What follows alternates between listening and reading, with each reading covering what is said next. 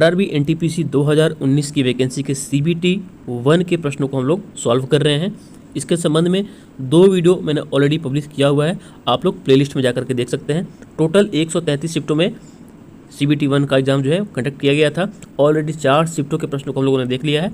आज हम देखेंगे 5वें और 6ठे शिफ्ट के प्रश्नों को। ठीक है, तो बिना किसी देरी के चलिए वीडियो को शुरू करते हैं। एक रिक्वेस्ट है कि अगर आप चैनल पर नए हैं तो प्लीज़ चैनल को जरूर सब्सक्राइब कर लीजिएगा और वीडियो पसंद आए तो लाइक जरूर कर दीजिएगा। तो चलिए फिर आज की वीडियो शुरू करते हैं। मैंने पहले ही बताया हुआ है कि हम केवल GK और GS के पार्ट को ही कवर अप करेंगे, बाकी मैथ्स और रीजनिंग के लिए आप इस वीडियो को डाउनलोड कर सकते हैं हमारे टेलीग्राम चैनल से। टेलीग्राम चैनल का लिंक जो है इस वीडियो के डिस्क्रिप्शन बॉक्स में ऑलरेडी दिया हुआ है। पहला प्रश्न है कि ऑपरेशन विजय निम्नलिखित में से किस युद्ध से संबंधित है? तो ऑपरेशन विजय जो संबंधित था वो है कारगिल युद्ध 1999। ठीक है, अगला जो प्रश्न है वो है कि अखिल भारतीय खिलाफत समिति ने कब यह घोषणा करते हुए ये एक प्रस्ताव पारित किया कि किसी भी मुसलमान को ब्रिटिश भारतीय सेना में सेवा प्रदान नहीं करना चाहिए? तो अखिल भारतीय खिलाफत समिति ने जुलाई 1921 में यह निर्णय लिया था। अगला जो प्रश्न है वह है कि उस राज्य का नाम बताइए जहां सियांग नदी, रिवर सियांग पर भारत के सबसे लंबे यानी कि 300 meter single lane steel cable suspension पुल का उद्घाटन किया गया था। तो वो जो पुल है वो है अरुणाचल प्रदेश में। इससे एक और चीज़ कवर हो जाता है कि सियांग नदी किस राज्य से बहती है? अरुणाचल प्रदेश। अगला जो प्रश्न है कि 1586 में द लिटिल बैलेंस लॉ बैलेंसिटा पुस्तक किसने लिखी थी? तो ये लिखा गया था गैलीलियो गैलीली के द्वारा। किसके द्वारा? गैलीलियो गैलीली के द्वारा। अगला जो प्रश्न है निम्नलिखित में से किस राज्य ने प्रति व्यक्ति प्रतिदिन न्यूनतम 55 लीटर पानी की उपलब्धता सुनिश्चित करने के लिए पानी का अधिकार प्रदान करने हेतु कानून बनाने की घोषणा की है? ये उस टाइम के लिए करंट अफेयर्स था, तो वो राज्य था मध्य प्रदेश। अगला जो प्रश्न है विरासती कस्बे ओरछा को यूनेस्को की विश्व धरोहर स्थलों की अस्थायी सूची में शामिल किया गया है। यह शहर किस राज्य में स्थित है? तो यह शहर स्थित है आपके मध्य प्रदेश में। अगला जो प्रश्न है वह कि भारत के किस एकमात्र मुक्केबाज ने 6 बार विश्व मुक्केबाजी चैंपियन बनकर इतिहास रचा है? तो वो है मैरी कॉम। कौन है? मैरी कॉम।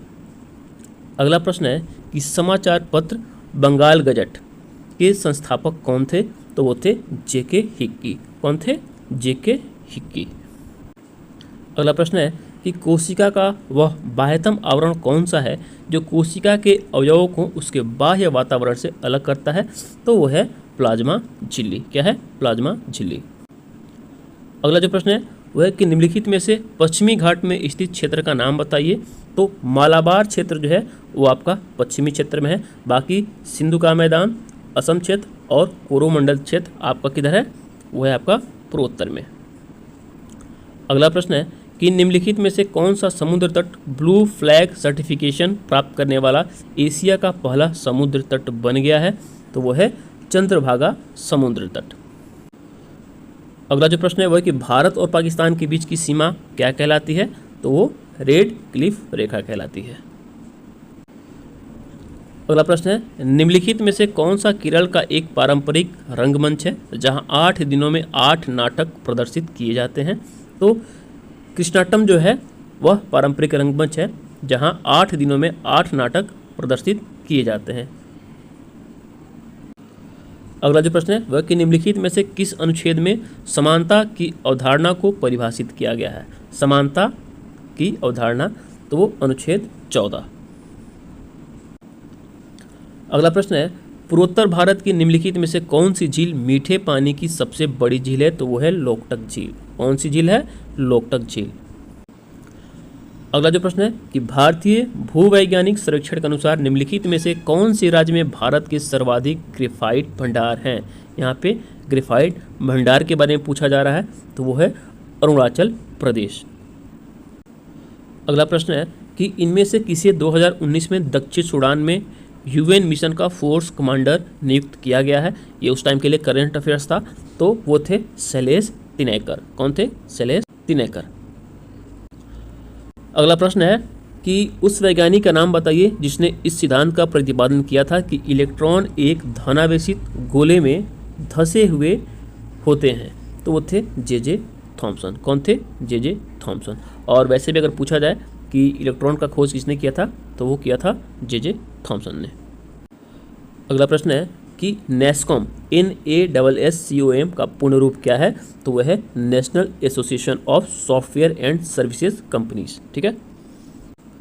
अगला प्रश्न है निम्नलिखित में से कौन सा दुर्घटनावश या इरादतन रूप से डेटा के अनधिकृत व्यक्तियों के समक्ष प्रकटीकरण या अनधिकृत संशोधन या नष्ट किए जाने के से संरक्षण को संदर्भित करता है? तो डेटा सिक्योरिटी। क्या हो जाएगा? Data security. अगला जो प्रश्न है वह कि निम्नलिखित में से किसने विश्व स्वास्थ्य संगठन के लिए दुनिया का पहला मलेरिया वैक्सीन विकसित किया है? तो वो है ग्लैक्सोस्मिथक्लाइन। ठीक है। अगला प्रश्न है कि 1866 में भारतीय समस्या के बारे में चर्चा करने और भारतीय कल्याण के संवर्धन हेतु ब्रिटिश लोक अधिकारियों को प्रभावित करने के लिए लंदन में ईस्ट इंडिया एसोसिएशन का गठन किसने किया था? ठीक है। तो यहाँ पे सीधा सीधा यही पूछा गया है कि ईस्ट इंडिया एसोसिएशन का गठन किसने किया था? तो वो किया था दादा भाई नौरोजी ने। एक फिर से रिक्वेस्ट है कि चैनल पर नए तो प्लीज़ चैनल को जरूर सब्सक्राइब कर लीजिएगा ताकि मुझे भी मोटिवेशन मिलता रहे। अगला जो प्रश्न है वह है कि संघ और केंद्र सरकार के खातों के संबंध में संवैधानिक शक्तियों और कर्तव्यों का प्रयोग निम्नलिखित में से किसके द्वारा किया जाता है? तो वो किया जाता है भारत के नियंत्रक और महालेखा परीक्षक के द्वारा। अगला प्रश्न है कि कालिदास द्वारा लिखे गए नाटक अभिज्ञान शाकुंतलम में शकुंतला का पुत्र कौन था? तो वो थे भरत। कौन थे? भरत। अगला प्रश्न है कि उस राज्य सरकार का नाम बताइए जिसने मई 2019 में अपने क्षेत्र के भीतर ई सिगरेट के उत्पादन, वितरण, विज्ञापन और बिक्री पर प्रतिबंध लगाने के निर्णय की घोषणा की थी। तो वो था राजस्थान।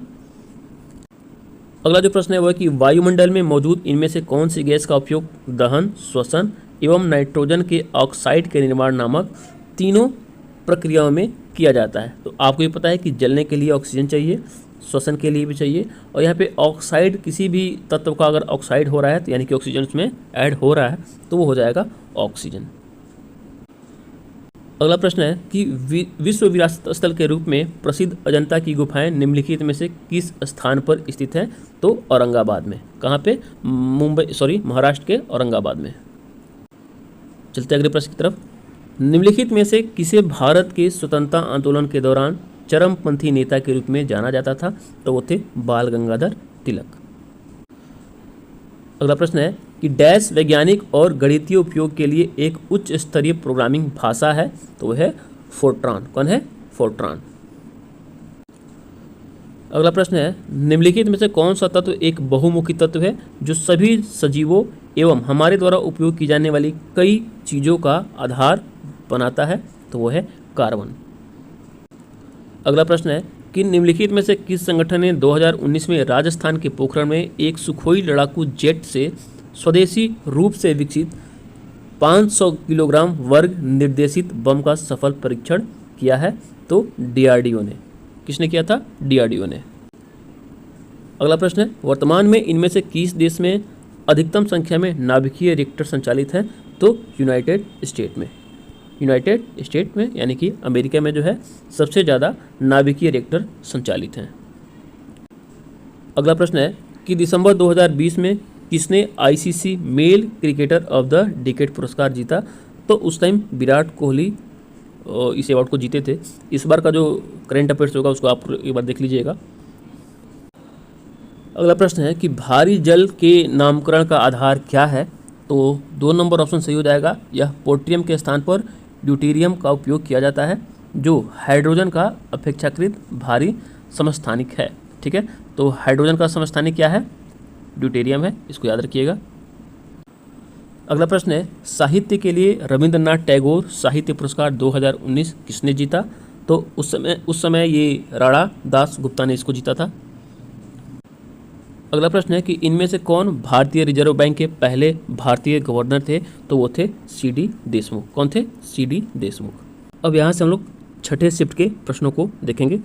चुंबकीय फ्लक्स की SI इकाई क्या है? तो वो है वेबर। अगला प्रश्न है कि भगवद गीता का सर्वप्रथम अंग्रेजी अनुवाद किसके द्वारा किया गया था? तो वो किया गया था चार्ल्स विल्किंस के द्वारा। किसके द्वारा? चार्ल्स विल्किंस के द्वारा। अगला प्रश्न है, लखनऊ में 1857 के विद्रोह का नेतृत्व किसने किया था? तो लखनऊ में इसका जो नेतृत्व है वो किया था बेगम हजरत महल ने। अगला प्रश्न है कि भारत के मुख्य चुनाव आयुक्त का कार्यकाल कितना होता है? तो वो होता है 6 वर्ष की अवधि या 65 वर्ष की आयु तक, जो भी पहले। ठीक है। अगला प्रश्न है कि स्वेज नहर जो वाणिज्य के लिए अत्यंत महत्वपूर्ण है, निम्नलिखित में से किस देश में बनाई गई थी? तो स्वेज नहर मिस्र में बनाई गई थी। अगला प्रश्न है, क्रायोजेनिक इंजन में ईंधन के रूप में इनमें से किसका उपयोग किया जाता है? तो तरल ऑक्सीजन और तरल हाइड्रोजन का उपयोग किया जाता है। अगला प्रश्न है कि भारत का राष्ट्रीय पुस्तकालय कहाँ स्थित है? तो वो स्थित है कोलकाता में। कहाँ स्थित है? कोलकाता में। अगला प्रश्न है कि निम्नलिखित में से कौन सा कंप्यूटर वायरस दस्तावेज की फॉर्मेटिंग को नुकसान पहुंचाता है और इसे एडिट करने की अनुमति नहीं देता है? तो मैक्रो वायरस। कौन? Macro virus. अगला प्रश्न है, वुड के आदेश पत्र का संबंध निम्नलिखित में से किस सुधार से था? तो वो था शिक्षा से। किससे था? शिक्षा से। अगला प्रश्न है कि 1 EB डैश के बराबर है? तो वह है 1024 PB के बराबर। अगला प्रश्न है कि यूएनओ के पहले महासचिव कौन थे जो अफ्रीका महाद्वीप से संबंधित थे? कहने का मतलब है कि अफ्रीका महाद्वीप से कौन पहले यूएनओ के महासचिव हुए थे? तो वो थे बूतरस घाली। कौन थे?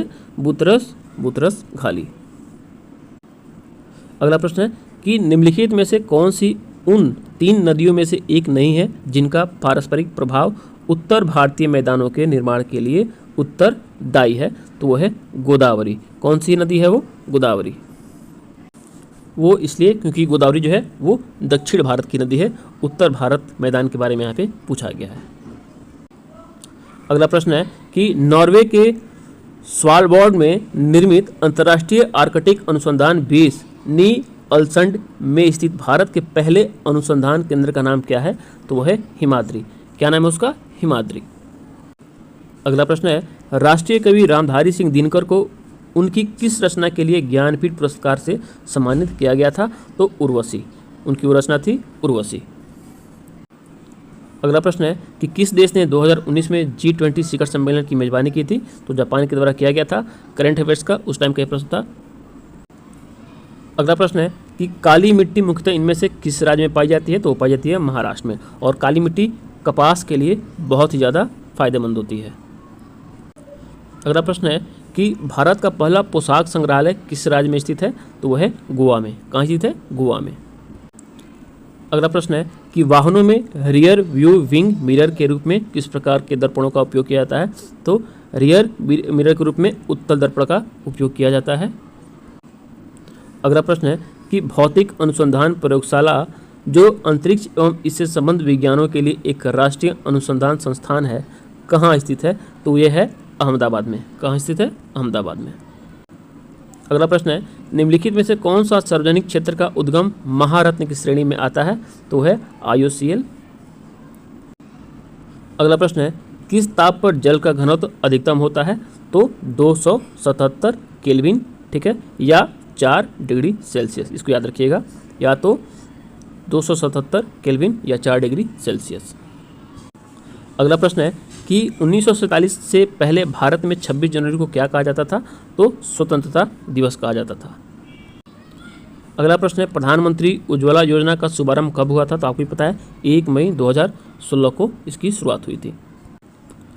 अगला प्रश्न है, सूर्य के वास्तव में क्षितिज के ऊपर से गुजरने और हमारे द्वारा पृथ्वी पर इसकी छवि देखे जाने में सक्षम होने के बीच का समयांतर कितना है? वो है 2 मिनट का। कितने देर का? 2 मिनट का। अगला प्रश्न है, डैश किसी भी विधेयक को धन विधेयक घोषित करने का निर्णय लेते हैं? तो लोकसभा अध्यक्ष। अगला प्रश्न है, निम्नलिखित में से किसका निर्माण सम्राट अकबर ने नहीं कराया था? तो आगरा का किला, फतेहपुर सीकरी और बुलंद दरवाज़ा ये अकबर के द्वारा निर्मित था, लेकिन दिल्ली की जामा मस्जिद जो है ये इनका निर्माण नहीं किया गया था। अगला प्रश्न है, ग्रेनाइट चट्टानें किस प्रकार की चट्टानें होती हैं? तो आग्नेय चट्टानें होती हैं। ग्रेनाइट चट्टानें आग्नेय चट्टान होती हैं। अगला प्रश्न है अर्थ आवर प्रोग्राम कब शुरू हुआ था? तो ये हुआ था 2007 में। अगला प्रश्न है सुंदरवन का डेल्टा निम्नलिखित में से किन नदियों द्वारा निर्मित है? तो यह है गंगा और ब्रह्मपुत्र नदी के द्वारा। अगला प्रश्न है कि डैश के बाद से भारत में आर्थिक सर्वेक्षण को केंद्रीय बजट से अलग कर दिया गया। तो 1964 के बाद से आर्थिक सर्वेक्षण को केंद्रीय बजट से अलग कर दिया गया था। अगला प्रश्न है भारतीय संविधान में फर्स्ट पास्ट द पोस्ट सर्वाधिक मत प्राप्त व्यक्ति की विजय का प्रावधान किस देश के संविधान से अंगीकृत किया गया था? तो ब्रिटेन के संविधान से। अगला प्रश्न है मथुरी लोक नृत्य इनमें से किस राज्य में प्रचलित है? तो यह है तेलंगाना में। मथुरी लोक नृत्य तेलंगाना में एक प्रसिद्ध क्या है? नृत्य है। अगला प्रश्न है हरी मटर का वैज्ञानिक नाम क्या है? तो वह है पाइसम स्टाइवम। क्या है? पाइसम स्टाइवम। अगला प्रश्न है अहमद शाह अब्दाली भारत में किस एशियाई देश से आया था? तो वो आया था अफगानिस्तान से। कहाँ से आया था? अफगानिस्तान से। अगला प्रश्न है कि निम्नलिखित में से कौन सा भारतीय राज्य 1920 में सोयाबीन का सबसे बड़ा उत्पादक था? तो वह था मध्य प्रदेश। कौन था? मध्य प्रदेश। अगला प्रश्न है कि भारत किस वर्ष संयुक्त राष्ट्र संघ में शामिल हुआ था? तो 1945 में शामिल हुआ था। अगला प्रश्न है आय का निम्नलिखित में से किस विकल्प के साथ वही संबंध है जो व्यय का EMI से है? तो वह है वेतन। ठीक है। अगला प्रश्न है धातु का इनमें से किस विकल्प के साथ वही संबंध है जो ऑमलेट का अंडे से है? तो धातु किससे आता है? अयस्क से आता है। किससे आता है? अयस्क से। अगला प्रश्न है कि दिए गए विकल्पों में से असंगत विकल्प का चयन करें। चांदी, एल्युमिनियम, प्लेटिनम, धातु। तो ये सारे क्या है? धातु है। और एक अलग सा ऑप्शन दिया हुआ है धातु, तो ये थोड़ा असंगत लग रहा है, तो धातु जो है वो सही आंसर हो जाएगा। तो इस प्रकार आज भी हमने 2 शिफ्टों के प्रश्नों को देखा। प्लेलिस्ट बना हुआ है ऑलरेडी, 2 वीडियो पहले ही अपलोड किया जा चुका है। सेट 1 और सेट 2 पब्लिश हो चुका है। ये सेट 3 जो है आज वीडियो ये अपलोड हो रहा है। एक रिक्वेस्ट है कि चैनल पर नए हैं तो चैनल को जरूर सब्सक्राइब कर लीजिएगा। किसी भी अपडेट के लिए धन्यवाद।